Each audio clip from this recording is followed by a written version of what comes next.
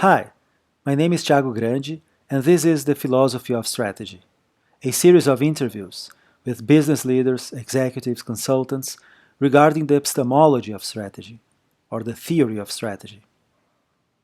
Each chapter is based on three foundation pillars: the paradigm, the people, and the process.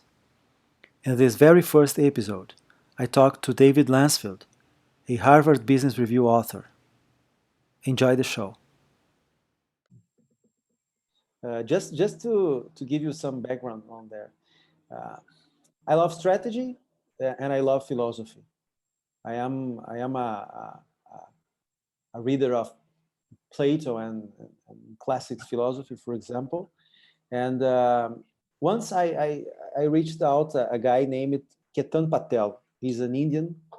Today he is the CEO or chairman of Asia Pacific Capital. It's a private equity firm, but I think he was the founder of the strategic group of Goldman Sachs. Right. And well, we all have read many books on strategy. We are always reading it. But once I reached out this book, which is called The Master Strategist, Oh, I've got not read that. really excited. I need to read Yeah, that. I can send you the link Yeah. afterwards of the Amazon. The Master Strategist, and the guy go really deep in this. The, I mean, the theory of strategy, meta strategy, or the philosophy of strategy, whatever you want to call it. And I got really excited on uh, going deep on these thoughts myself. And what we are starting right now, it's an old dream, because I always wanted to share these thoughts and to listen more experienced strategists upon these issues. As I told you, on paradigm, on the person, the strategist himself, Yes. and of Yes. course the process. Yeah. Yeah. Great framing. Yeah. Great framing. Like that. That's really good. So we can begin, David, Right.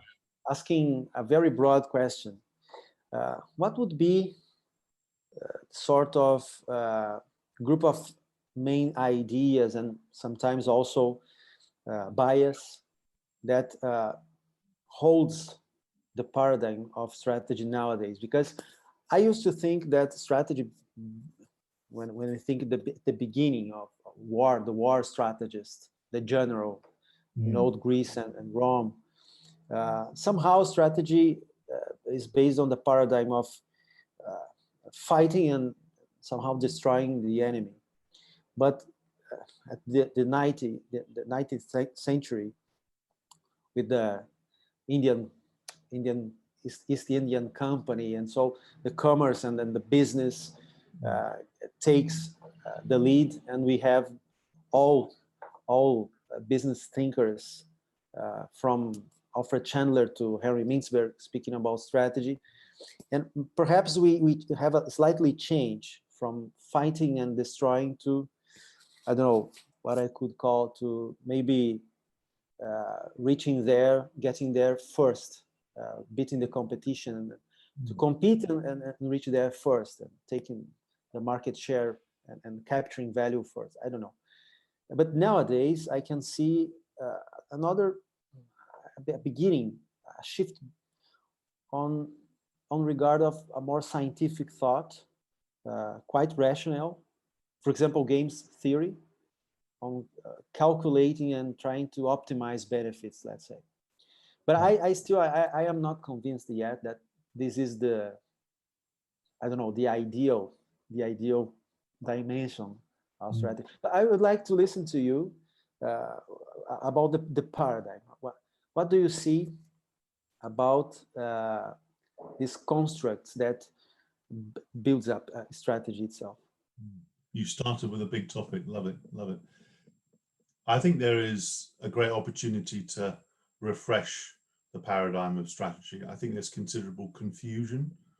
Over the last few months, I interviewed some of the world's biggest management thinkers, many of them professors on the topic, and asking the question, similar-ish question, but not as sophisticated as yours. And I was surprised and frankly a bit disappointed by the definitions that came back, or the comment around, well, actually it's the same as innovation or it's different from innovation. And I think the reality is for many people, they have their own version of strategy that suits their purpose. So people who are more into innovation will talk about strategic or disruptive innovation and confuse the two. Others will associate it with a plan or the action of strategy, how you make things happen. And others talk about choices, choices about what you do for whom and when and how. I think there's elements of truth in all of what I've just said. But I guess for me, and I've been influenced quite a lot by some of Roger Martin's thinking and practice, I think he's very clear, is I think there is something about winning. So this is about choices that you make about what you do for and with the organization to help them win in a particular area, a segment, a market for customers. So there is something about, you have to make some distinct and discrete choices. You have to think about your own advantage in the system that you operate in, and ultimately you have to win. But, and this is the important but sort of winning for whom and on what basis and when. And I think that's the subtlety you're sort of trying to get me to give an opinion of. I think winning is more than shareholder value, we know that. And that's the whole debate around responsible capitalism. So it's sort of just making money for shareholders is not enough. You have to make a contribution to the system that you operate, or systems that you operate in, whether that's protecting the environment, addressing social inequality, etc. The challenge there, so winning is about a broader concept. The challenge is getting the right balance. And there are many chief executives who've tilted too far to the systemic view of winning and not enough about their own business, and vice versa. I remember speaking with Paul Polman, the former chief executive of Unilever, and the balance he was always striking was, in a way, doing enough to make sure that the share price was moving in the right direction, they were paying the bills, but also making sure that his own personal narrative and passion around environmental protection was embedded in the organization. So I think in that context, shareholder value and stakeholder impact, purpose and profit go together in terms of what you win for, but they go together. So rather than thinking about, oh, I'm here to make money, and then when I've made enough money, I can then make an impact beyond, win in the system. It's how you do things together. So when you, for example, are like pursuing innovation in perhaps your supply chain in order to take out cost, in one simple example, how do you do that and reduce environmental impact at the same time? So they're together, not separate, as sort of concepts. Then I think the question is over what time period? Because again, winning in the long term, if you're a family business, I remember working with one family business where, actually they needed to, again, make enough money in the short term, but winning for them was for the next generation. Very different if you're a listed company. So your ownership basis really drives when you win. And again, you have to get the balance right of short-term winning as well as long-term legacy. No point being, in my view, the CEO of an organization that makes a lot of money in the short term, but then when they leave, literally has pursued, if you like, a very short-term strategy that effectively makes them ripe for disruption. Because the overall impact of a leader or a CEO in an organization designing and driving a strategy should be well beyond their tenure. And then so there's a sort of, what are you winning for, over what time period, and then for whom, if you like. So I've talked about investors, I've talked about citizens, but it has to work for customers and employees as well. There are many tech companies, I won't name them just in case they come back and sue me, but companies where in terms of the customer experience, the strategy is winning. I mean, they are taking market share, they're taking your wallet, your attention and everything else. But the employees, frankly, are being paid badly, not being looked after. And that has an impact over time, of course, in terms of the quality of service that they get in the medium term, and also the brand and the license to operate of the organization. So when you're talking about winning has to be for a number of different groups as well. And of course, in the world, and the last point I'll make is that at this stage anyway, before you ask some more, is there's a greater concept of shared value creation, especially in a world of ecosystems and platform-enabled ecosystems, where pursuing your own strategy for yourself is fine, as long as you are the, if you believe you have the capital, the appetite, the capabilities to win in particular industries or spaces or arenas. But many times that's not the case, and you rely on others to work with you in terms of suppliers or complementers, and hence your concept of winning is you've got to win enough for yourself, but you know that winning in the medium term relies on the others winning. And I would say that's one of the hardest aspects of strategy. It's very easy for somebody to say, oh yes, we're in multiple ecosystems, we all need to win for us to do, for me to do my job correctly. Easy to say. Much harder when actually in the short term, you might be giving away value in order to, if you like, support another aspect of the ecosystem that needs support in order for you to, if you like, develop the next wave of products and services. That takes proper courage. So I think, in summary, winning is about more than shareholder value. It's more than just one segment of customers. It's more than just the short term, and it's certainly more than just your organization.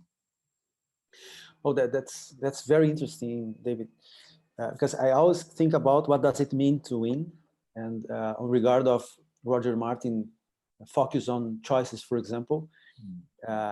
Let's think about what drives my choice in terms of what does it mean to win for me. And it always appears difficult, as you said. I don't think people do. I don't think people do enough of what you just described, which is actually think about if we're successful, what does that generally mean? What I often see is high-level discussions, high-level statements around purpose, which is the why. Why are we here? But if you say, if this strategy is successful, what does the world look like? What does our organization look like? How can we measure it? How does it feel? What impact do we have? Most organizations do that exercise, but often it's quite superficial because it's very hard. Because in articulating all the dimensions of winning, you actually have to make real trade-offs and choices, and there are proper tensions. Yes, and you were speaking about shifting, let's say, a next paradigm, much more systemic.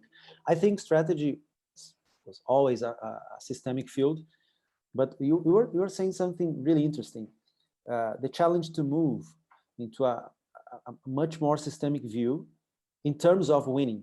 I mean, the definition of victory perhaps can be changed, like stakeholders capitalism, conscious capitalism, ESG stuff, and so on.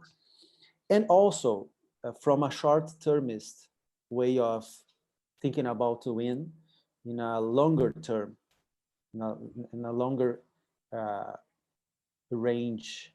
And well, it must bring to the strategist a different mindset upon how to take decisions. And that issue drives us to the second point of my interview with you, which is the strategist himself. Because let's say I buy in this idea. I got it. I want, as a strategist, to become a much more systemic guy, and I want to move from a short-term to a long-term concept of winning. Yes. But it's difficult, and inside myself, there are a lot of things occurring, and also there is pressure. There is the pressure which takes things into an emotional way of working with yourself and with the guys around you. So to take decisions, to make choices in such a pressure, even though you, in your inner self, you want to move from, for example, a win-win paradigm, or yes, as we have been saying, a much more systemic paradigm. What does it happen with the strategist when he's trying to make his best? I mean, you have worked with several CEOs, and as a strategy consultant, you have had many experiences in war rooms or in such an environment where there is pressure. Tell us a little bit about the behavior, how the strategist, what happens inside him, whereas he is surrounded by such a pressure. Yeah, him or her. Yeah, it's a great question. So I think we need to define what we mean by a strategist, and often we think about individuals in the center of an organization, and obviously, you know, chief strategy officer, commercial director who has a strategy. And those are the people who, if you like, often responsible for the strategy process, you know, the plan, often linked to the budget. And that's not wrong. And we can talk about how their role is shifting. But actually, I'm also curious about how we embed the strategist mindset into individuals across the organization. If you look at divisions, functions, specialisms, most teams have a strategy, right? And they don't work with or need the central team to tell them what the strategy is. Hopefully it should be aligned, you'd hope. But too often, how strategy is done, how it's used, how it's positioned is kept within this sort of elite team in the center of the organization. So I think there is an opportunity to democratize, if you like, the playbooks, the tools, the mindsets of strategists across the organization. So frankly, people can make their own micro decisions day in, day out on a more autonomous basis, obviously coherent with the overall strategy. That may sound blindingly obvious. That is not the case in most of the organizations I know, because, you know, if you said we need to train up people with strategy, I think people would say, well, we've got a team of 5, 10, 15, 20 more people in the center. We don't need anybody else. And that shows that they are using a strategy process that isn't too, in my view, top down, too hierarchical, too linear, whereas it should be much more dynamic than that. But if you come back to, that's my first sort of point about democratizing sort of strategy mindset. And that takes training, that takes learning development, that takes, if you like, this is a fundamental point, that takes strategists in the center to be a little bit more humble, a little bit more open-minded about who can learn and play the role of the strategist. I mean, at their worst, let me be provocative just for a moment. At their worst, strategists, whether corporate strategists or strategy consultants, including some of my former colleagues, I'll say provocatively, often think they're better than everyone else in the world. You know, they're cleverer, they're brighter, they're faster, they're more analytical. Sometimes they may be, but so what? If you're trying to make and enable difficult decisions about where the organization is going to go, why would you not want the best brains and the best experiences from across the organization? And in order to do that, the role, I think, should continue to be around great analytical thinking, great foresight about things that are happening or you may want to happen, and then great framing or reframing of choices. That doesn't go away. I know some people say, oh, that's old strategy. I still think you need to do that. But what you need to augment onto that skill set is better, if you like, questioning to encourage people to give their full answer about what's happening in a particular segment, what customers are really saying. And strategists need to be better questioners rather than better lecturers. I think they also need to be great conveners, convening people together. So in a way where they are not always, you know, the most prominent person in the room. So they need to ditch their PowerPoint deck. They need to ditch the smart suit or whatever they're wearing. And they need to be people who are there to play a more of a chairing, convening role on some of the most difficult problems. I mean, how 3 or 4 people, doesn't matter the number, but a small number of people have the right to, and Gary Hamill said this to me in one of his conversations, he said, how they think they have the right to sort of do all that on their own is foolhardy, if not arrogant. So more questioning, more convening, and then I guess also candidly, there is some upskilling of strategists in areas that are very important for a business. Too many strategists don't understand enough about the underlying technology, as one example, that the business is based on, either in terms of how it operates, you know, the operating infrastructure of the organization, or indeed new technology business models. So they'll be talking about AI or virtual reality or cloud-based systems, and the list goes on and on. But how many strategists know enough in order to genuinely understand what the full potential is or risks of adopting or transitioning to new forms of technology? I think the answer is it's too superficial. And what it means is either the genuine experts, they don't need to know everything, but the genuine experts in technology are not being questioned enough and challenged enough.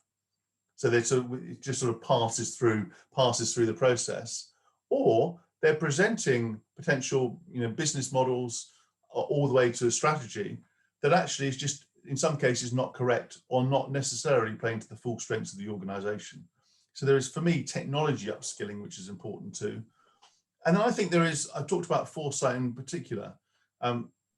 There is something about, and this comes back to both their education and their mindset, whether they have an MBA or not, but sort of a slightly broader perspective on life. So they need to understand the big shifts in the world around. So they need to understand big environmental impacts, what's going on in certain segments of society around race or around gender, not because it's interesting, which it is, by the way, and it's really important.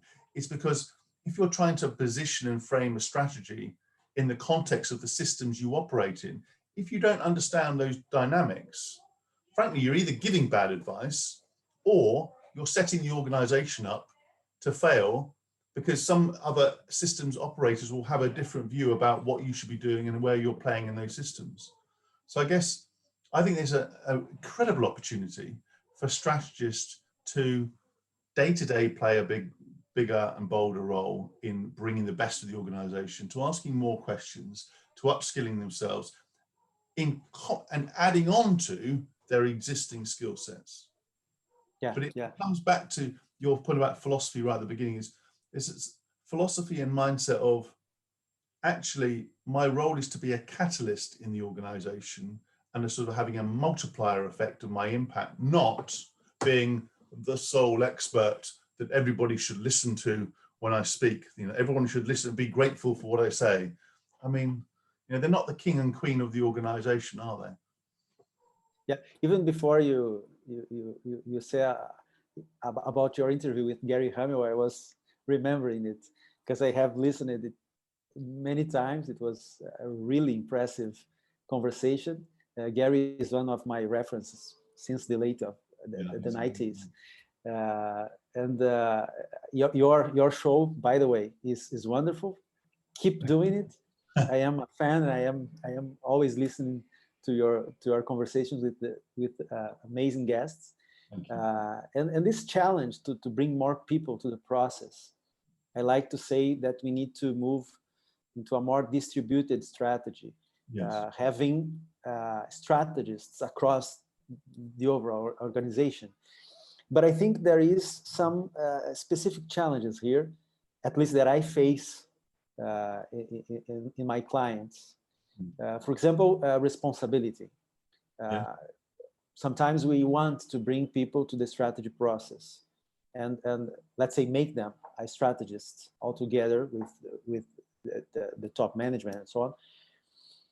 But we need to be honest that sometimes not everybody compromise in a way to it's not only a matter of showing your opinion, but you must commit. The second challenge that I can see is, as you said, skilling, because sometimes there is no such capability yet, and you must train, you must prepare the context in order to have people experiencing it. And of course, if you don't do anything, they will not be prepared. So you must take the risk also. And there is a third difficulty that I see, which is simple, but about information. There are some information that is, I don't know, top secret. Yes. There are some information which is not secret at all, but status quo prevents it to be spread away. And there are other information that is completely public. But it's subtle. And I think these three challenges, because I think a lot about it, David, how to bring more people to the process. Yeah, and I think those three challenges are absolutely right. What you're doing there is, if you like, framing how strategy is developed and how participation works.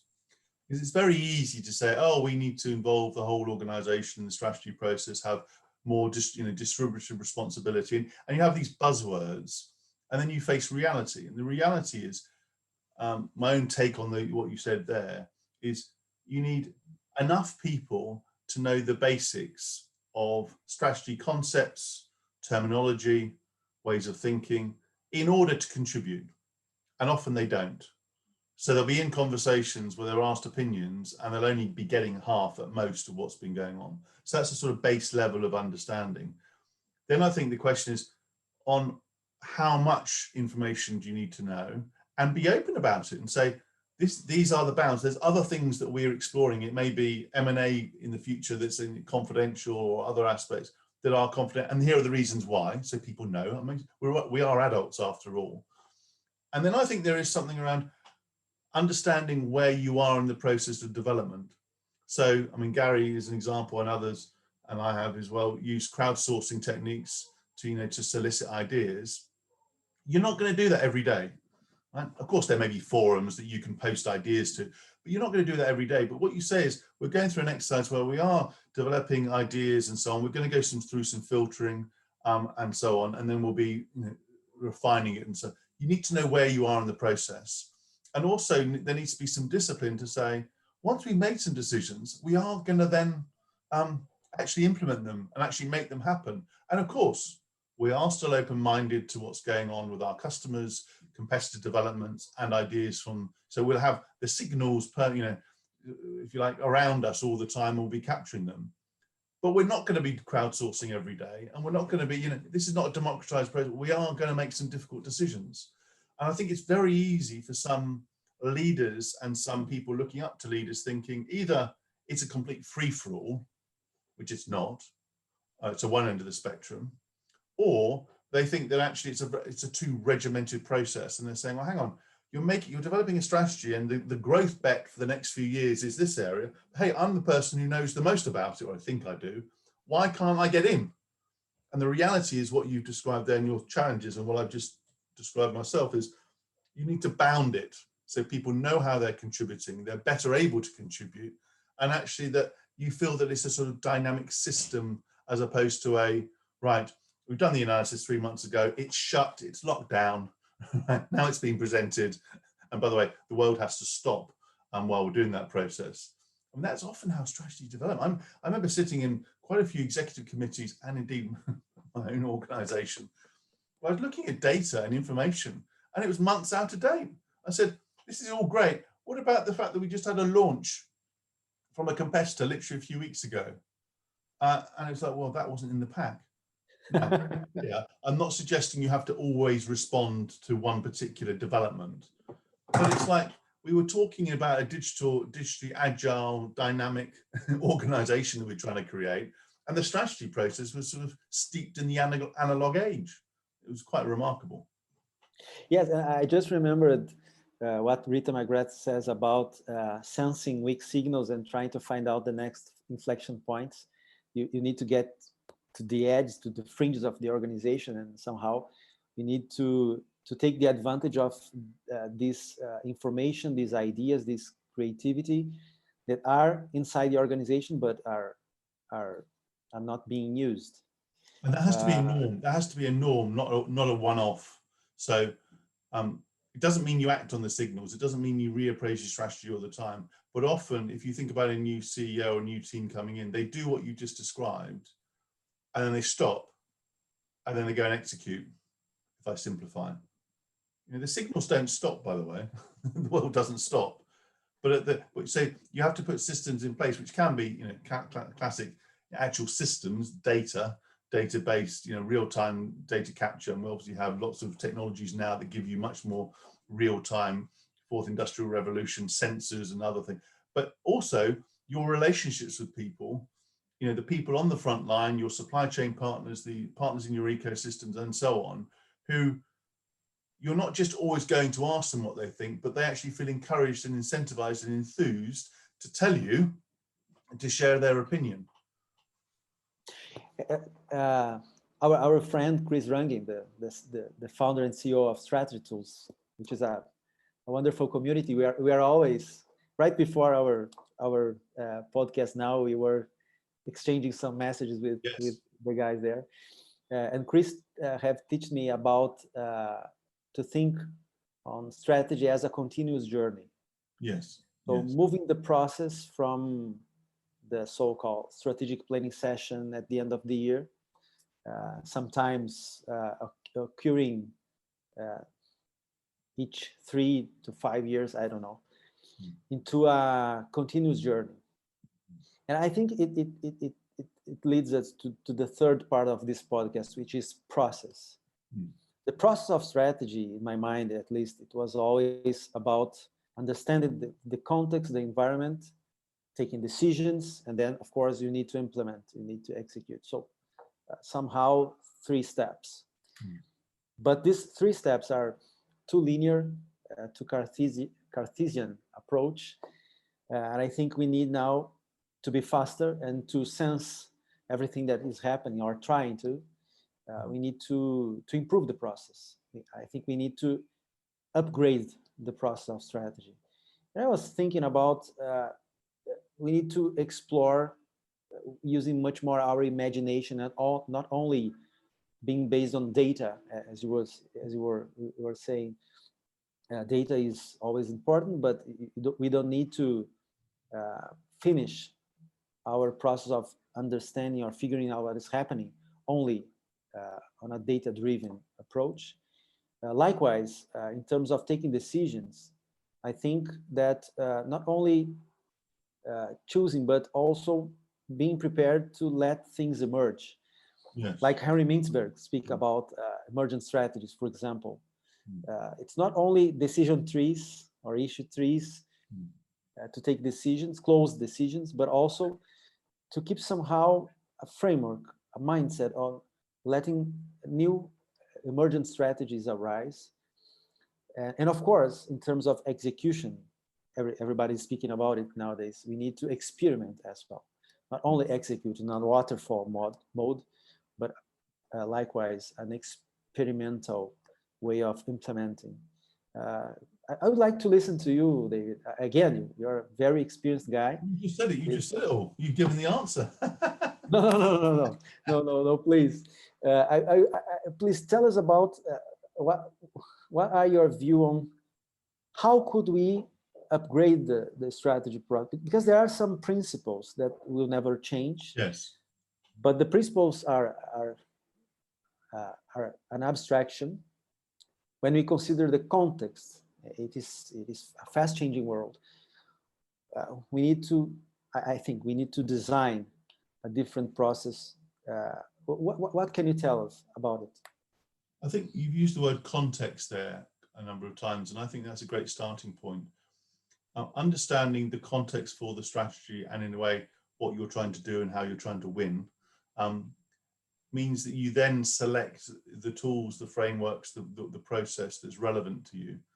And if we had to map 2 extremes of strategy from what you characterize there as traditional strategy, top-down, analytical, etc., and then sort of more emergent, dynamic, innovative strategy. The reality is, and that's a great way to sort of test your thinking and challenge your own assumptions. But I think in most organizations, whether they're a startup all the way to a scale up to an established organization, I think there are elements of each end of the axis that will be relevant.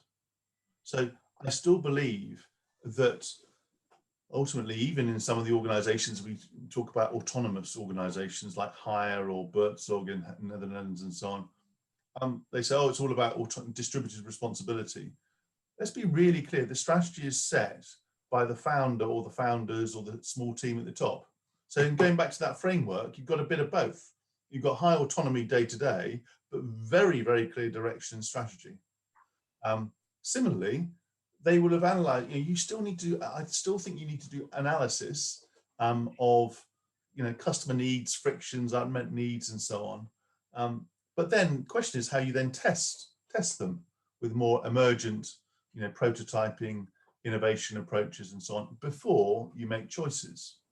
So I'm not sure, I don't throw out an old approach, but it's how you augment it and if you like, amplify it. I do think there are some new tools. I mean, I referred to this in my article in Strategy and Business that are not being used enough.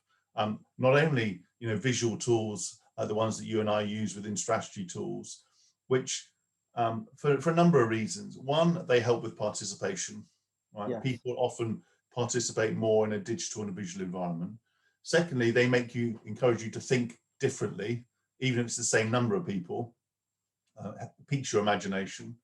And actually, very importantly, some people, especially as we were working virtually, will be more able to contribute and not be dominated as much by some of the bigger characters that would have been if, for example, they're working face to face, or if they were presenting analysis and saying, what do you think?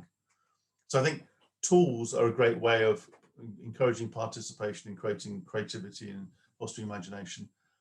I talked about artificial intelligence in the strategy process, not just the strategy being about artificial intelligence. I wouldn't say I don't know of an organization yet that uses it in a very significant way. And we're not at the stage, I'm told by AI specialists, where you could literally scrape all the data inside, outside the organization, create some algorithms, press a button, and out comes a strategy, right? That's not what I understand. It's not there to create breakthrough ideas. But there are available tools on the market and built in-house that help you identify patterns within the systems you operate in, patterns of consumer behavior, help you optimize certain aspects of your expenditure, which can help, by the way, in terms of strategy execution, and so on. Strategists at the moment are not using AI enough in order to amplify their understanding of the needs they need to meet, or in terms of the levers in their organization that they can use to affect a strategy. I mean, AI is about effectively optimizing, helping you optimize towards a goal-directed behavior, right? And so it is a tool that should be considered, what I use the term, as a new teammate in the strategy process. But going back to our previous conversation, that requires strategists to be curious about it, to actually invite in the AI people at the beginning, not at the end. And I think if they don't, you're missing a big capability that could really identify new ideas that could also pique your imagination. It's not about automation. It's not about, automation is not AI, because AI has to have a degree of intelligence and learning as part of the process. Automation is just running something more efficiently, like macros in a spreadsheet, as I used to use in the late 1990s. So I think technology, using tools more effectively, and then I think the real skill in this strategy process is working out, given the context of the organization, the performance of the organization, the expectations in terms of from the owners, the cultural, how things work day to day in the organization, is then, given most of those things don't change overnight, right? They're not stuck, but they're not something you can suddenly say, oh, I'm developing a strategy, we're going to change how things work overnight. Culture, for example, takes years, if not decades, to change. Is picking the best elements of the toolbox of strategy and crafting your own process, rather than saying, oh, we're a traditional organization that's suffering. I've read all of this stuff over here about cool, dynamic, innovative, autonomous organizations. Let's just copy paste that into the old organization. I mean, bonkers. By the way, that happens all the time. It's the equivalent of what you hear in the sector I've spent most of my time in, media and entertainment and technology, where an incumbent organization says, I want a Netflix strategy, I want an Amazon strategy, I want a Google strategy. I mean, of course, no, what you want is you want their success, right? That's what you want, without the responsibility, of course, that comes with it. So I think the trick is crafting and developing a process that is congruent with your context, but also uses the best capabilities out there in order for you to furnish, the best strategic thinking, in the brains of the people involved, the technology you can use in order to make really, really smart choices. And that's And that's, so don't be wedded to processes in the past. Don't be dogmatic about certain ways. And I think, you know, some in-house strategists and some strategy consultants are far too dogmatic about, oh, this is the way we do strategy. Pick and choose. There's a smorgasbord of things to use. Just pick and choose. Do you remember we have had an interesting conversation upon culture some weeks ago? Yes. The famous quote, "Culture eats a strategy" for the breakfast. Yeah. And I remember 2 years ago, I think, I was doing a consulting work, an engagement with one of our biggest software companies here in Latin America. And one of the executives asked me exactly that. So we don't need that much strategy because culture is much more important. And I told the guy, well, we need to feed it properly. If culture is the strategy, we need to feed it properly. It's a metaphor for good nutrition for the organization. And I think that you have just said something important about this feeding process, because the way you do strategy and the way you don't do strategy, I mean, if you are rigid, or rather if you are flexible in experimenting different techniques, and you have spoken also about the visual tools, which, by the way, I think that enables to our creativity much more than a spreadsheet, for example. But isn't it that a very tangible and practical way to move culture is to making slightly or huge changes in the process itself? I think you can, if what you mean is, if you, in developing strategy, you can signal to people how you want the culture of the organization to work. I agree, because I'm talking about the corporate strategy setting process, or a big strategy setting. I don't mean the day-to-day. Everyone knows it's critical to the organization. It's important, it's high profile, right? And so it's a great test bed for developing new behaviors. So if one new behavior is, we want to, you know, collaborate more effectively, and by the way, you have to describe what that means. If you're not doing it in one of the most high profile activities, it is incoherent. So I think it's a great testing bed for new culture. But going back to just your point about culture and strategy and breakfast or lunch or dinner, I've seen many organizations do a great job on evolving their culture. I don't think you can create a new culture. I think you have to evolve it, because you're based on. I do agree. Yeah. But they made themselves feel really good. They've done lots of stuff on well-being. They've sharpened up their performance. All good. So it's not just being sort of, you know, hugging trees and doing yoga and back, you know, slapping each other on the back. And that's good, by the way. That's important. That's nice. But they've actually driven commercial results from people being more engaged, productive, collaborating, and so on. They need to. But if they're in an environment where they have disruptive new entrants or fierce competitors fighting against them, and they haven't taken strategic moves to go on the offensive or defensive, I think the best culture and evolving the culture is, I mean, nonsense. It doesn't work. It's a bad analogy, so forgive me, but it's sort of like giving people on the top deck of the Titanic lots of nice drinks and playing music, just as about that, and they feel good and they feel great and oh, this is a wonderful holiday, and they're just about to hit the iceberg. The two genuinely need to go together. So I could give you examples of organizations that have addressed culture, not ahead, but have placed more emphasis on culture before they've gone through some big strategy process, because they needed to, because there was something toxic, or there was a conduct issue, or something, or a regulator was talking about them. But they had a clear enough direction about where they were going. And they've done an assessment of the fact that if they do these aspects of the culture, they're not going to not think about the disruptive plays in the future.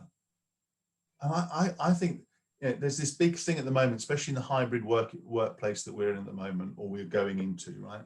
it will all be about culture. And I understand that. There are some major strategic questions facing organizations about where they play in an environment, in a space and systems that look and feel and operate very differently. And they would, I think, be foolish, I say that word carefully, foolish, to double down on culture and workplace productivity and everything else without giving enough space in the organization's, calendar, if you like, and participation to think about the big strategic questions. Oh, that's great. David, I want to respect your time. Of course, we could stay here a couple of hours speaking about the philosophy of strategy. I would love to. But I would ask you now to make a final statement, some comments to our listeners. What would you tell us about what would be important and relevant for a strategist to reflect on regard of, as I said, the theory of strategy, strategy of strategy, or epistemology of strategy, call it whatever you want to. But what do you think is really important for a strategist, be him or her an executive, a consultant, that doesn't matter, in terms of this abstraction of the strategy field? Yeah. What would be your final comment here, at least for this first for this first podcast? I think we're at a pivotal moment in society and in the business landscape, the reasons we talked about, where there are some big and important strategic questions. And there's also, I think, an appetite within, if you like, the strategy profession to sort of up its game, refresh how it does things. So you've got these forces out there asking bigger, bolder, more difficult strategic questions. And at the same time, we know there are aspects of how strategy is done, for whom, by whom, and how it wins, that need a bit of updating and refreshment, a bit of modernizing. I think it needs some incredibly able, open-minded people from all walks of life to step in and, if you like, pioneer some of the new practices in strategy. And I think it's an incredible opportunity. So I hope that if people have listened to what we've said in terms of how we rethink or we're reframing what strategy is about and how it should be done, then I'd argue to step in. And if you're in an organization, if you're asked to get involved, do so. If you have some ideas, be bold, be courageous, and try and, if you like, knock on the virtual or physical door with people who may have power. Because my view is, I think there are more people out there in positions of power that actually do need the help. And if they are surrounded by people with some good nature, with some real genuine passion and some intrigue and curiosity, I think they'll reach out to you and look out for help. So step forward and step in. That's what I'd say. Well, that's great. DaveLancefield.com is your website. That's correct. By the way, there is a quote from you there that resembles these final thoughts. I remember you say something about being bold to shape a brighter and better future. Yes, that's right. I think this is a proper attitude for any strategist nowadays. Thanks a lot. Many thanks, David. Pleasure. It was a really nice conversation. And perhaps we encounter different opportunities to keep on this I look forward to that. Philosophy of strategy. Great questions. Great provocation. I'm glad you started this series, and an absolute privilege to speak with you. Thank you. Thank you very much.